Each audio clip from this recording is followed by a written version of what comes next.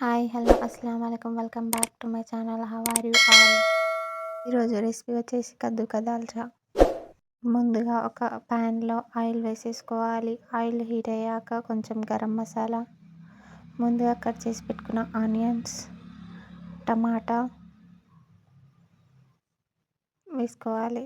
Carrot, కరివేపాకు, cut చేసి పెట్టుకున్న కద్దు అదే అండి సొరకాయ, కొంచెం పసుపు, తగినంత కారం, తగినంత ఉప్పు వేసుకోవాలి. అల్లం వెల్లిగడ్డ పేస్ట్ వేసుకోవాలి. ఇప్పుడు బాగా ఒకసారి కలుపుకోవాలి. ఒక 2 మినిట్స్ మూత పెట్టేసుకుందాం. ఉడికించుకోవడానికి కొన్ని వాటర్ వేసుకోవాలి. ఒక 10 మినిట్స్ తర్వాత అంతా బాగా ఉడికిపోయింది.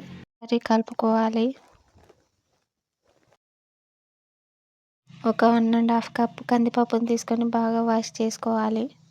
కందిపప్పుని ఒక 5 to 6 విజిల్స్ వచ్చాక ఉడికించుకోవాలి. ముందుగా నానబెట్టుకున్న చింతపండు రసాన్ని పప్పులో వేసేసుకోవాలి. ముందుగా ఉడికించుకున్న దాల్చాని పప్పులో వేసేసుకోవాలి.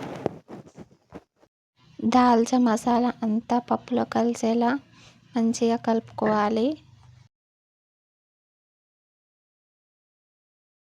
టేస్ట్కి తగ్గినంత ఉప్పు వేసేసుకోవాలి.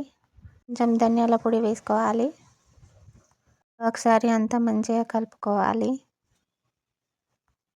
ఒక 10 మినిట్స్ మంచిగా మరగనివ్వాలి.